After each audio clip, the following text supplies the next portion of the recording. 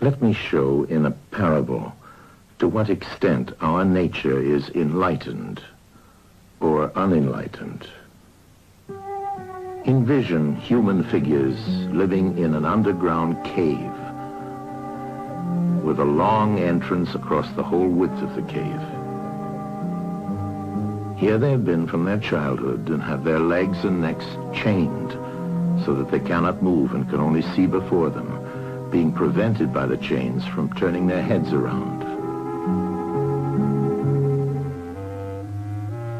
Above and behind them, a fire is blazing at a distance. They see only their own shadows, which the fire throws on the opposite wall of the cave.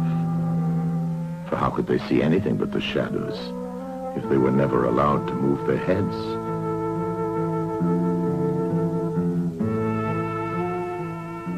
Between the fire and the prisoners, there is a raised way and a low wall built along the way like the screen which puppet players have in front of them, over which they show the puppets.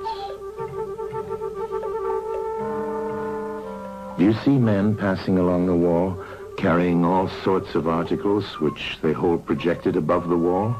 Statues of men and animals made of wood and stone and various materials?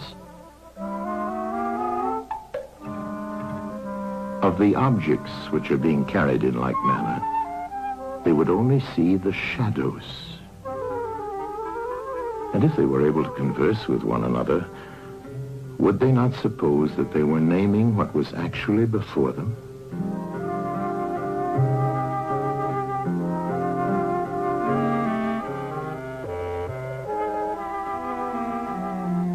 And suppose further that there was an echo which came from the wall.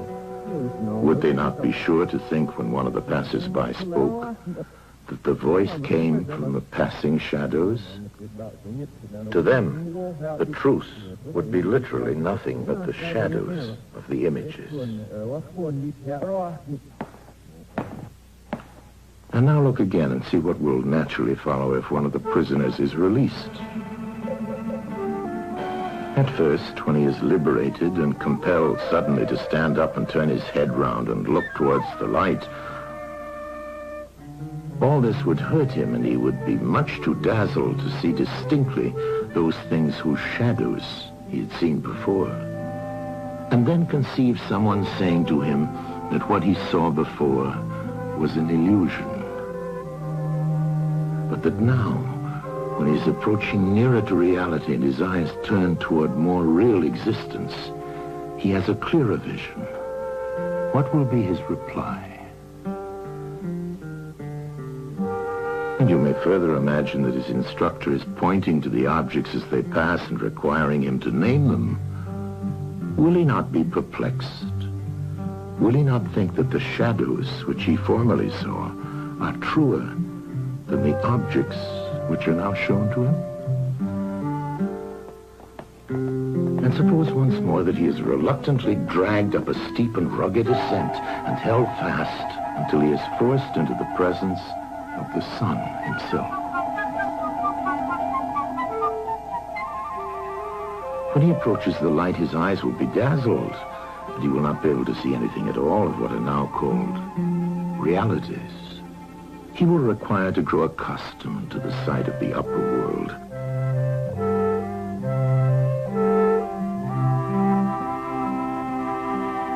And first he will see the shadows best. Next, the reflections of objects in the water, and then the objects themselves. Then he will gaze upon the stars and the spangled heavens, and the light of the moon. He will see the sky and the stars by night.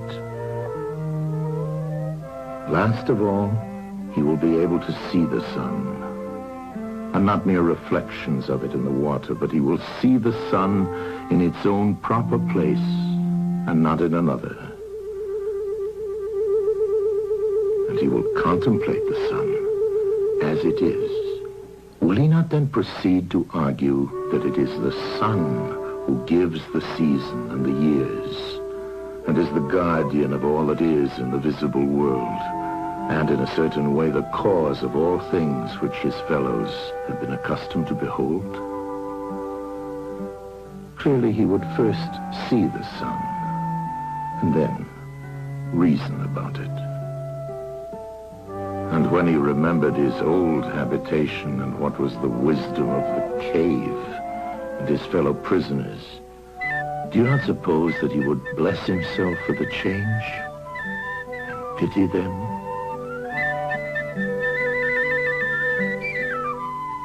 And if they were in the habit of conferring honors among themselves on those who were the quickest to observe the passing shadows, and to remark which of them went before and which followed after, and which were together and who were therefore best able to draw conclusions as to the future,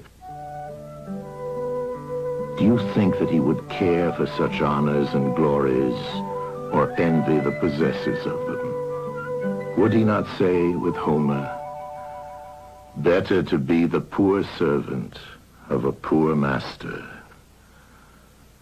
and to endure anything rather than think as they do and live after their manner"? Imagine once more such a one coming suddenly out of the sun to be replaced in his old situation. Would he not be certain to have his eyes full of darkness? And if there were a contest of measuring the shadows, and he had to compete with the prisoners who had never moved out of the den, while his sight was still weak, and before his eyes had become steady, wouldn't they all laugh at him and say he had spoiled his eyesight by going up there, and that it was better not to even think of ascending?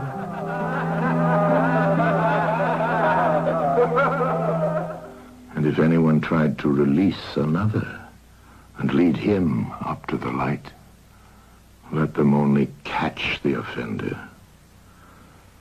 and they would put him to death.